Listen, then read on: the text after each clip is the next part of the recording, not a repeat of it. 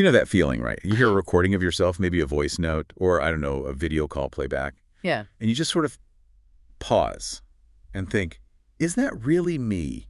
Mm. Maybe your accent sounds stronger than you thought, or your voice seems higher pitched.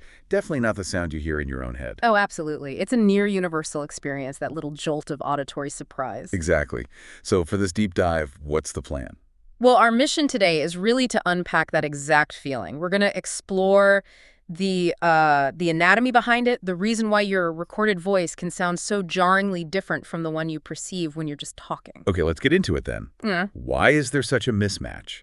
What's actually going on physically? It really boils down to how the sound reaches your inner ear, and there are two very distinct ways this happens when it's your voice. Two ways. Yes. So first, there's the external pathway. This is, the standard route for almost all sounds you hear.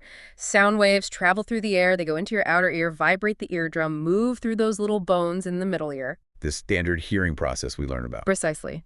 And finally, they stimulate the cochlea in your inner ear. Now, this air conduction pathway is how other people hear your voice. Right. So when I'm talking, you're hearing me through that external air-only path. Makes sense. Exactly. But when you speak, there's a second pathway involved, just for you. Ah, okay. This must be the key part. It really is. This is the internal pathway. See, when your vocal cords vibrate to produce sound, those vibrations don't just travel out into the air, they also travel inward. They're conducted directly through the bones of your skull. Through bone. Wow. Okay. Yeah, bone conduction. Think of it like your skull acting as its own little speaker cabinet, vibrating along with your voice box. These vibrations essentially bypass your outer and middle ear and stimulate your inner ear directly from the inside. That's genuinely fascinating. So it's not just in my head, perception-wise. There's a real physical difference in how I receive the sound. Absolutely. It's a physical phenomenon. So what's the effect then? How does this bone conduction actually change the sound I hear? Well, here's where it gets really interesting, and it explains that feeling you mentioned earlier. Bone is much denser than air, right? Uh-huh. And because of that density, it's much better at transmitting lower frequency vibrations, those deeper, richer, more resonant sounds.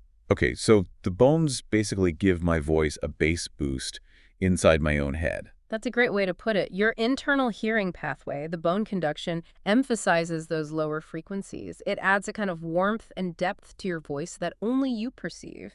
We're talking maybe even a 10, 20 decibel boost in those lower ranges sometimes. Wow, okay, so that's why my recorded voice can sound, well, thinner or higher pitched than I expect. Exactly that. When you hear a recording, you're only getting the sound via that external air-conducted pathway. The same way everyone else hears me. Correct. You lose that internal bone-conducted bass boost you're so accustomed to hearing simultaneously whenever you speak.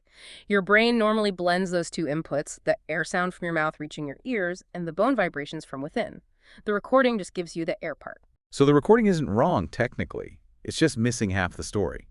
My half of the story. You could say that, yes. It's an accurate representation of the sound waves you produce in the air, but not the complete picture of your personal auditory experience. So wrapping this up, what's the big takeaway here?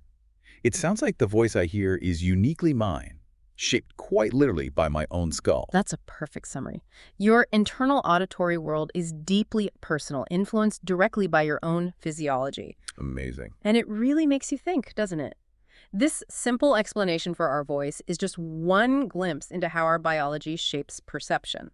It poses a broader question for you, the listener. What other senses, what other everyday experiences might be subtly but profoundly tweaked by your own body's internal workings, creating a reality that's uniquely yours? That's a fascinating thought to leave us with. From voice perception to maybe even taste or touch, how much is universal and how much is just us? Something to ponder, definitely.